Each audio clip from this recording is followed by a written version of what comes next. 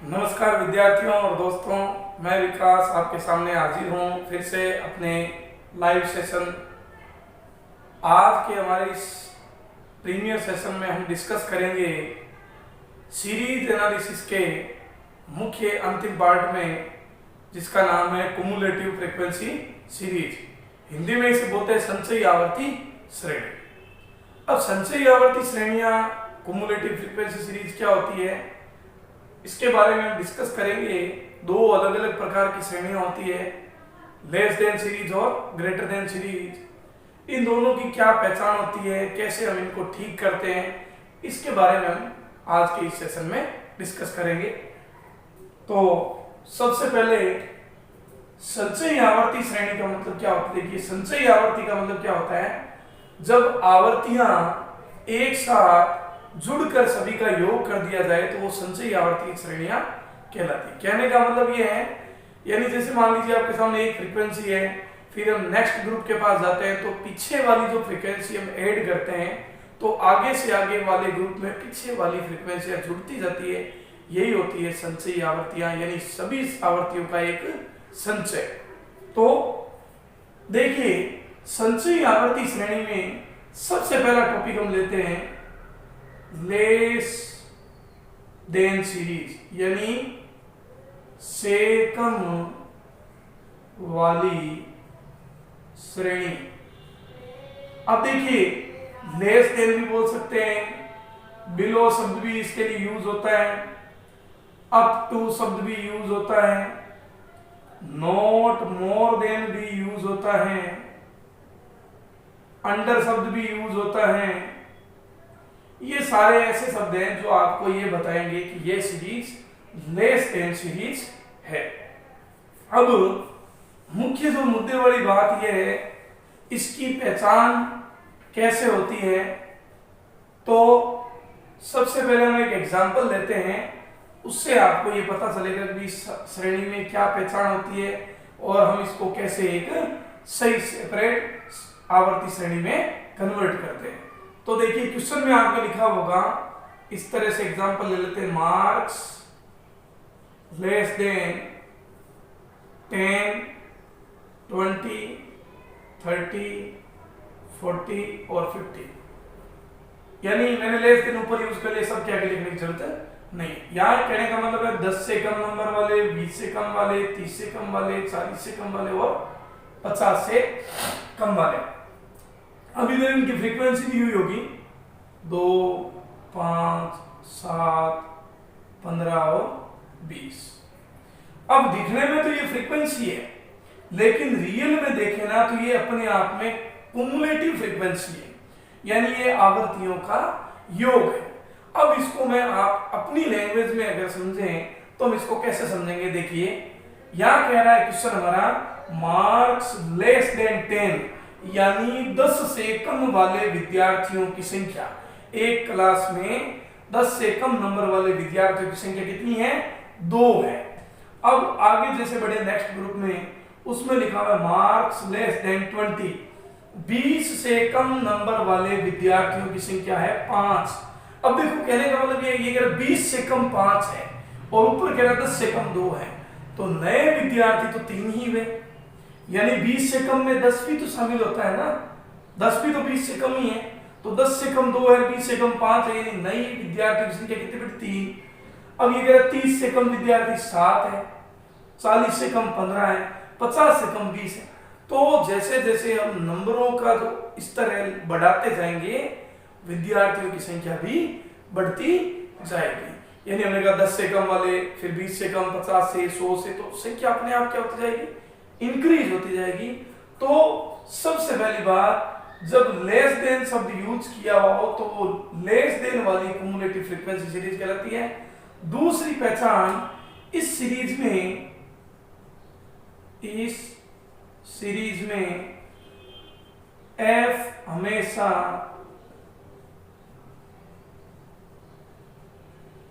Increasing order में नजर आएगी, यानी बढ़ते हुए क्रम में एफ हमेशा बढ़ती हुई नजर आएगी। जैसे पहले 2 है, फिर 5, फिर 7, फिर 15 और फिर 20। तो ये एक सबसे बड़ा पॉइंट है कि एफ हमेशा इंक्रीजिंग ऑर्डर में होगी लेस देन फ्रीक्वेंसी सीरीज में। तो ये पहचान है। अब रही बात, इसमें ये कंटिन्यूअस सीरीज का प्रकार है, लेकिन इसमें ग्रुप तो है ही नहीं। हमें इसके ग्रुप बनाने हैं, तो ग्रुप बनाने के लिए क्या करना है, एकदम इजी वे में मैं आपको बताता हूं। सबसे पहले ये सीरीज हमेशा L2 से बनती है, यानी ये सीरीज L2 से बनाई जाती है। L2 से कैसे बनाई जाती है वो मैं आपको बता रहा हूं। देखिए, ये मैंने लिखा इधर, आंसर बता रहा हूं मार्क्स, ये इधर मैंने लिख दिया। अब मैंने कहा L2 से बनेगी, किससे बनेगी, L2 से बनेगी। तो ये जो आपको दिख रहे हैं बिंदु, इन सबको आप L2 की जगह रख दीजिए। एक बार इधर लिख देता हूं L1 डैश L2। तो ये L2 है ना, ये सारे आप L2 बना दीजिए। देखो 10, 20, 30, 40 और ये 50, आगे डैश लगा दीजिए। ये सारी अपर लिमिट तैयार हो गई। अब मैंने आपको बताया था कंटिन्यूअस सीरीज की क्या पहचान होती है। इस सीरीज में एक ग्रुप की अपर लिमिट नेक्स्ट ग्रुप की हमेशा लोअर लिमिट होती है। यानी ए ग्रुप की अपर लिमिट है, ये फर्स्ट ग्रुप है, तो ये नेक्स्ट के लिए अपने आप को क्या होगा, लोअर लिमिट होगा। तो ये 10 यहां आ जाएगा, 20 यहां आ जाएगा, 30 यहां आ जाएगा और 40 यहां आ जाएगा। अब देखिए आपका आइडिया अपने आप क्या देगा, अभी सभी ग्रुप में जितना डिफरेंस है वो डिफरेंस यहां डाल दीजिए ओपन एंड सीरीज की तरह से। 0 से 10, 10 से 20, 20 से 30, 30 से 40 और 40 से 50। ये आपके ग्रुप तो तैयार हो गए। फिर से बता देता हूं, लेस देन वाली सीरीज में हमेशा जो ग्रुप तैयार होते हैं वो लेस देन के जो मार्क्स दिए हुए होते हैं उन्हें आप L2 बनाइए। L2 बनाइए, फिर एक ग्रुप की L2 नेक्स्ट ग्रुप की हमेशा लोअर लिमिट यानी L1 होती है। तो ये L2 नेक्स्ट की L1, ये L2 यहाँ L1, ये L2 यहाँ L1, ये L2 यहाँ पे L1। तो यहाँ अपने आप देखो इन दोनों का डिफरेंस के हिसाब से ओपन एंड सीरीज है। अब रही बात फ्रीक्वेंसी की, तो फ्रीक्वेंसी कैसे लिखनी है, देखिए ये कह रहे हैं 10 से कम विद्यार्थी 2 है। इस ग्रुप का मतलब क्या, देखो 0 से 10 यानी 10 से कम ही है, ऊपर का नहीं है। या मैंने 2 का 2 लिख दिया। अब इन दोनों का डिफरेंस देखिए आप, 2 और 5 का डिफरेंस 3 यानी 5 में से 2 गए। अब इन दोनों का डिफरेंस देखिए, 7 में से 5 गए 2, 7 में से 5 गए। फिर इस तरह से ये 15 में से 7 गए 8 हो गए, 15 में से 7 गए 8, और लास्ट ग्रुप है अपना 15 और 20, 5, 20 माइनस 15। अब इन सब की हम टोटल करेंगे तो हमेशा यही आंसर आना चाहिए। 3, 2, 5, 2, 7, 8, 15 और 5, 20। ये आपकी F तैयार हो गई। तो इस तरह से लेस देन क्युमुलेटिव फ्रीक्वेंसी में सबसे पहले L2 से ग्रुप बनाइए और फ्रीक्वेंसी लिखते समय सबसे पहले ग्रुप की फ्रीक्वेंसी एज इट इज लिख दीजिए। फिर उन फ्रीक्वेंसियों का डिफरेंस लेकर आगे से आगे प्रत्येक ग्रुप की हम फ्रीक्वेंसी कैलकुलेट कर सकते हैं। अब देखिए जांच के लिए मान लीजिए मुझे यहाँ पे CF निकालनी हो, तो ये देखिए 2, 2 और 3 5, 5 और 2 7, 7 और 8 15, 15 और 5 20। यानी ये एज इट इज देखो फिर से तैयार हो गया। ये होती है अपनी क्युमुलेटिव फ्रीक्वेंसी, ये और ये हमेशा दोनों एक जैसे ही मान होते हैं। तो ये लेस देन क्युमुलेटिव फ्रीक्वेंसी थी। नेक्स्ट टॉपिक है हमारा greater than frequency series. Screenshot ले लीजिए इसका।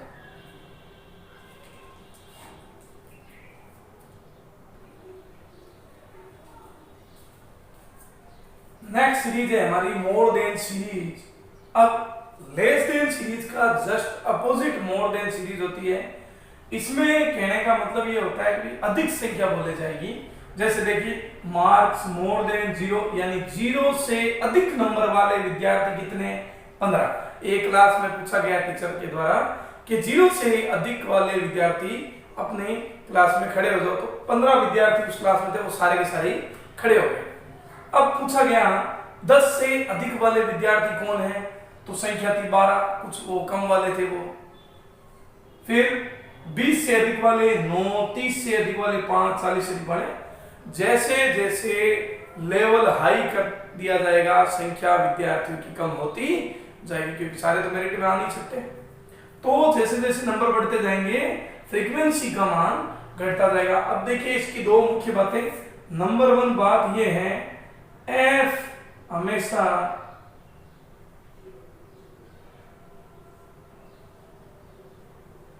डिक्रीजिंग ऑर्डर में नजर आएगी। देखिए 15, 12, 9, 5 और 2। वैसे ये सीएफ है, यानी फ्रीक्वेंसी डिक्रीजिंग ऑर्डर में आएगी, से कम यानी कम होती हुई नजर आएगी। फिर नंबर 2, ऐसी सीरीज को जब हम ठीक करेंगे तो ये सीरीज L1 से स्टार्ट होगी, यानी L1 से हम फ्रीक्वेंसी ये ग्रुप को तैयार करेंगे। ये दो मुख्य बिंदु है, इसको नोट कर लीजिए आप। F हमेशा डिक्रीजिंग ऑर्डर में होगी और L1 से स्टार्ट होगी। अब देखिए ये हमारा क्वेश्चन है, इसको हमें ठीक करना है। ये मैंने लिखा मार्क्स, ये लिख दिया मैंने F, इधर में लिखा L1 डैश I2। तो ये जो ग्रुप आपको नजर आ रहे हैं इनको आप L1 बना लीजिए। 0, 10, 20, 30 और 40 डैश लगा दीजिए बीच में, 2 का साइन है। अब देखिए ए ग्रुप की अपर लिमिट नेक्स्ट ग्रुप की हमेशा लोअर लिमिट होती है। तो ए ग्रुप की लोअर लिमिट लास्ट वाले ग्रुप की क्या होती है, यानी यहां से जब हम यहां आ सकते हैं, यहां से यहां पे तो जा सकते हैं 10, ये 20, ये यहां पे 30, ये यहां पे 40, इस तरह से। और यहां पे ओपन एंड सीरीज की तरह पास वाले ग्रुप में देखकर इसका लास्ट ग्रुप भी लिख दीजिए 50। तो ग्रुप तो सेट हो गए। अब फ्रीक्वेंसी कैसे सेट करनी है? देखो फ्रीक्वेंसी सेट करने का तरीका क्या है। सबसे पहली बात तो सबसे जरूरी इंपॉर्टेंट बात है, सीरीज हमेशा असेंडिंग ऑर्डर में होनी चाहिए। अगर नहीं हो तो आप उसको पहले असेंडिंग ऑर्डर में कन्वर्ट करो, फिर क्वेश्चन को सोल्व करो। अब ये जो फ्रीक्वेंसियां नजर आ रही है इसमें क्या होता है कि देखिए इसी तरीका बता रहा हूं, ये जो 2 है ना लास्ट में, इसको आप यहां लिख दीजिए 2। अब इन दोनों का डिफरेंस देखिए, 5 और 2 का 3, यानी 5 में से 2 गए। अब 5 और 9 का डिफरेंस 4, 9 में से 5 गए। फिर 9 और 12 का डिफरेंस 3, 12 और 15 का डिफरेंस 3। इस तरह से 3, 3, 4, 3, 2, ये आ गया हमारा टोटल 15। यानी लास्ट वाला पहले, फिर उनका डिफरेंस लेते जाओ और लिखते जाओ। ये सारी फ्रीक्वेंसियों का टोटल वही होगा जो सबसे ऊपर है। तो ये ग्रेटर देन वाली सीरीज लेस देन सीरीज की एकदम जस्ट अपोजिट है। अगर लेस देन फ्रीक्वेंसी सीरीज आपको समझ में आ गई तो ग्रेटर देन फ्रीक्वेंसी सीरीज में भी आपको कोई प्रॉब्लम नहीं होगी। इसका स्क्रीनशॉट ले लीजिए। कुछ इसके नाम भी हैं, मोर देन बोल सकते हो, ग्रेटर देन बोल सकते हो, एक्सीडिंग बोल सकते हो, मार्क्स अबव बोल सकते हो, नॉट अंडर बोल सकते हो, नॉट बिलो बोल सकते हो। ये सारे ग्रेटर देन सीरीज के ही एग्जाम्पल हैं, उनके ही सिनोनिम्स पर्यायवाची नाम है। इसको स्क्रीनशॉट लीजिए, नोट कर लीजिए।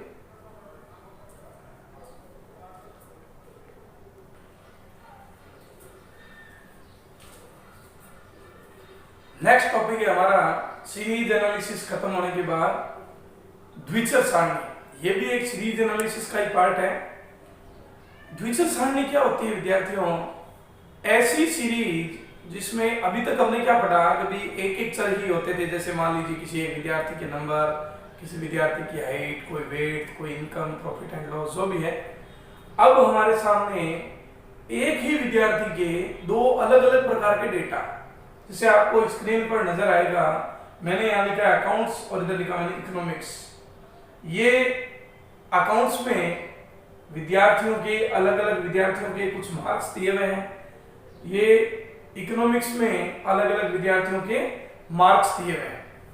अब ये इस तरह से क्यों दिए हुए हैं? यानी ये अलग अलग प्रकार के विद्यार्थियों के दो प्रकार के अलग अलग डेटा को रिप्रेजेंट कर रहा है। यानी किसी एक, जैसे यहां मान लीजिए रोल नंबर एक विद्यार्थी है, उसके अकाउंट्स में 4 नंबर आए हैं, इकोनॉमिक्स में 0 मार्क्स आए।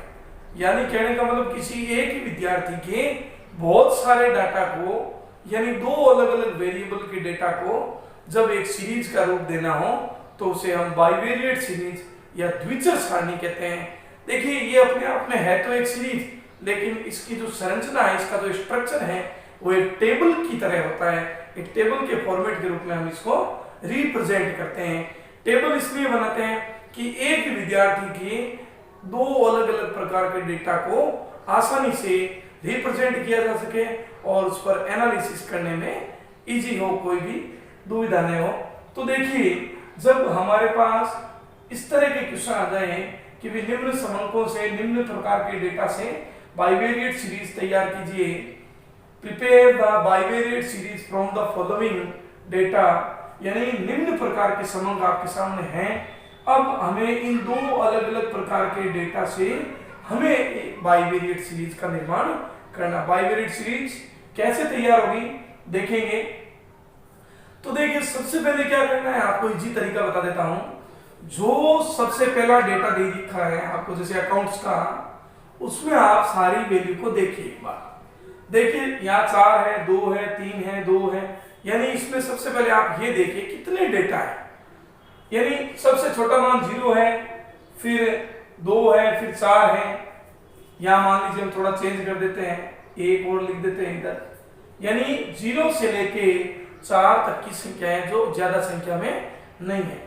अब इसी तरह से इकोनॉमिक्स में देखिए 0 से लेके इसमें भी 4 तक के अलग अलग प्रकार के डेटा है। तो जब डेटा की ये लिमिटेशन कम हो, यानी दायरा ज्यादा नहीं हो, तो हमें इनके ग्रुप बनाने की जरूरत नहीं है। लेकिन अगर मान लीजिए यहाँ अलग अलग प्रकार के डेटा हो, जैसे मान लीजिए 0 भी है, 2, 10, 20, 100 तक के डेटा हो, तो इतने डेटा के लिए अलग अलग कॉलम तैयार करना पॉसिबल नहीं है। उसके लिए हमें ग्रुप तैयार करना होगा। फिलहाल हम इसके बारे में चर्चा करते हैं। सबसे पहले क्या करना है, जो डेटा आपको पहले दे रखा है इस तरह से एक टेबल बनेगी। तो ये जो डेटा आपको दे रखा है, ये डेटा आप ऊपर की तरफ, जिसे हम कॉलम बोलते हैं, यहां लिख दिया मैंने मार्क्स ऑफ अकाउंट्स, यानी जो पहले दिया हुआ है उसे इस तरह से इस फॉर्म में लिखेंगे। इधर एक कॉलम बनाएंगे। अब जो सेकंड सब्जेक्ट है हमारा इकोनॉमिक्स, उसको हम यहां लिखेंगे इकोनॉमिक्स। ये इस तरह से रिप्रेजेंट हो रहा है और ये इस तरह से रिप्रेजेंट हो रही है। तो ये इस तरह से दो मुख्य कॉलम बन गए, दो अलग अलग सब्जेक्ट के मार्क्स। अब अकाउंट्स में देखिए मैंने आपको कहा 0, ये मान लीजिए मैंने यहां लिख दिया 0, फिर लिख दिया मैंने 1, फिर लिख दिया मैंने 2, फिर 3, फिर 4 और 1 लगा दिया मैंने टोटल ऑफ मार्क्स। ये एज एक तरह से मार्कशीट ही बना रहे हैं हम। तो अकाउंट्स के सारे डेटा हमने रिप्रेजेंट कर लिए जो हमारे सामने अवेलेबल है। इसी तरह से इकोनॉमिक्स में भी देखिए, ये 0, इस तरह से देखो टेबल बन जाएगी। 1, 2,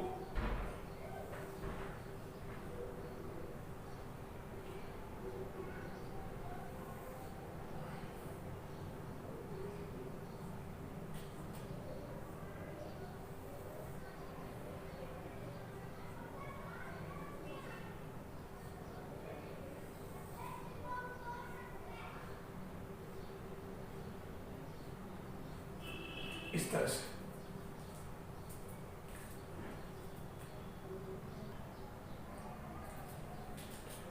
ये हमारी टेबल तैयार हो गई। अब हमें इसमें ये जो डेटा दे रखे हैं हमें इनको यहाँ पे राइट डाउन करना है। तो देखिए राइट डाउन करने का तरीका क्या है, सबसे पहले आपको देखना है अकाउंट्स के कितने नंबर हैं। तो अकाउंट्स के कितने नंबर है, 4। तो अकाउंट के जो ये 4 नंबर जहां आपको नजर आ रहे हैं, यहाँ पे आप आ जाइए 4 नंबर में। फिर नीचे वाला जो दूसरा डेटा उसी विद्यार्थी का इकोनॉमिक्स में वो है 0। अब इकोनॉमिक्स में 0 यहाँ पे है। अब 4 और ये 0 जहां मैच होते हैं, देखो इस रो में और इस रो में मैच, और यहाँ आपने एक टेली बार खींच दी, तो ये विद्यार्थी का डेटा आपने राइट डाउन हो गया। इसी तरह से सेकेंड विद्यार्थी के जो मार्क्स हैं 2 और 2, यानी अकाउंट्स में ये 2, इकोनॉमिक्स में भी ये 2, ये दोनों कहाँ मैच हो रहे हैं, यहाँ पे मैच हो रहे थे। इस तरह से दोनों रो जहाँ पे क्रॉस होती हैं वहां पे इस टेली बार को लिखेंगे। अब देखिए ये भी डेटा हो गया इस तरह से 3 1, ये 3 और ये 1, यहाँ पे देखिए लाइन खींच दी मैंने, 2 और 0, ये 2 और ये 0, यानी यहाँ पे एक लाइन खींच दी। फिर ये हो गए दोनों डेटा। फिर 4 और 2, ये 4 और ये यहाँ पे देखिए 2, फिर 3 और 1, ये 3 और ये 1 देख लीजिए, 4 और 1, ये 4 और यहाँ पे देखिए ये 1, फिर 1 और 3, ये रहा 1, ये रहा 3, 2 और 4, ये 2 और ये 4, और 0 और 3, ये 0 और ये 3, यानी ये सारे डेटा हमने राइट डाउन कर दिए। इस तरह से और भी डेटा हो सकते हैं, हम उनको इस तरह से रिप्रेजेंट करते जाएंगे। अब हमें इनकी लगानी है टोटल। देखिए सबसे पहले हम रो की तरफ बढ़ते हैं। इस पूरी रो में देखो 1 और 1 ये 2 डेटा है, यहाँ पे हमने ये 2 लगा दिया। इस रो में देखिए 2 और 1 3, ये 3 लिख दिए, 1 और 1 2, ये 2 लिख दिए, फिर 1 और 1 ये 2 लिख दिए। इस रो में केवल 1 ही है। अब इनकी टोटल करो, 3 2 5 2 7 2 9 और 1 10। टोटल 10 विद्यार्थी गिन सकते हैं 1 2 3 4 5 6 7 8 9 और 10, यानी ये सारे डेटा जो है वो टोटल 10 हैं। तो देखिए अभी तक हमारी एक टोटल तो सही है। अब इस तरह से देखिए वर्टिकल फॉर्मेट में देखिए, ये 1 है, ये 1, ये भी 1 है, ये भी 1 और 1 2 और 1 3, ये 2, ये 1 2 और 1 3। अब देखिए 1 2 3 5 2 7 और 3 10, यानी इस तरफ और इस तरफ जो ये टोटल है वो हमेशा कॉमन होना चाहिए, अलग अलग नहीं होना चाहिए। अगर कॉमन डेटा है तो आपकी ये बाइवेरिएट सीरीज सही मानी जाएगी, अदरवाइज इसमें कोई ना कोई गलती अवश्य होगी। तो विद्यार्थियों, bivariate series according to this example आपको समझ में आ गया होगा।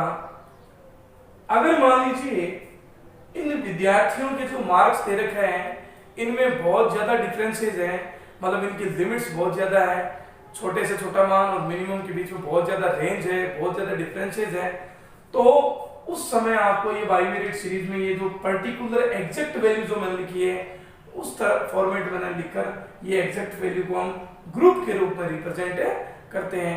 देखो तरीका यही है, बस यहाँ पे आपको ग्रुप बनाने पड़ेंगे दोनों तरफ और फिर ग्रुप के हिसाब से डेटा को रिप्रेजेंट करना होगा।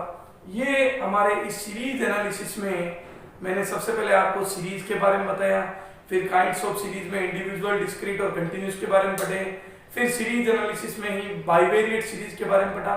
अब एक आखिरी टॉपिक है अपना जो बीकॉम के विद्यार्थियों के लिए आता है, स्ट्रेजर्स लॉ। यानी स्ट्रेजर्स वैज्ञानिक ने एक इंडिविजुअल सीरीज को कंटिन्यूअस सीरीज में कन्वर्ट करने के लिए एक फॉर्मूला रिप्रेजेंट किया जो एक सुटेबल प्रकार का क्लास इंटरवल बनाने का काम करता है।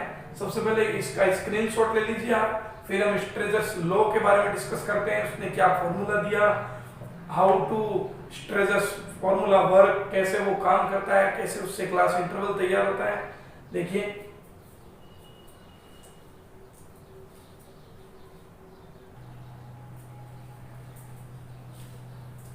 देखिए विद्यार्थियों, ये है हमारे स्ट्रेजर्स नियम का एक फॉर्मूला जो आपकी स्क्रीन पर लिखा हुआ है। इस रूल को समझने से पहले मैं आपको एक बेसिक फॉर्मूला बताना चाहूंगा जिससे हम क्लास इंटरवल याद करते हैं, फिर हम इस टॉपिक के बारे में डिस्कस करेंगे।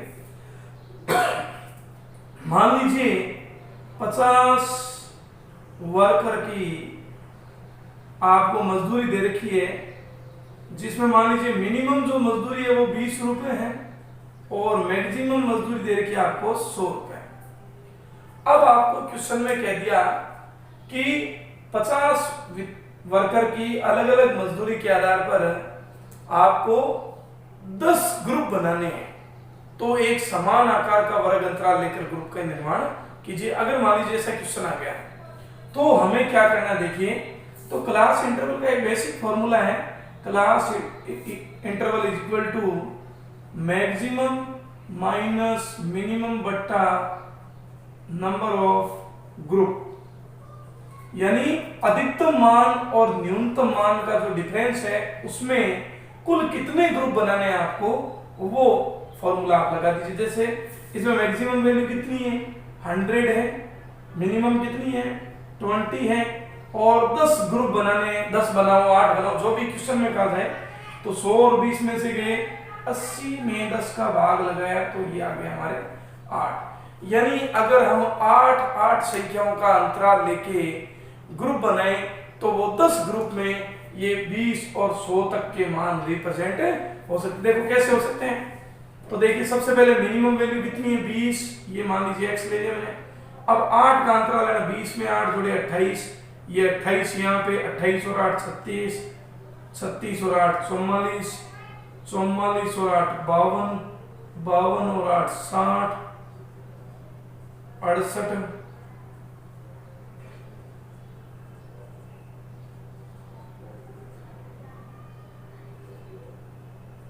थोड़ा यहाँ मिस्टेक हो गया,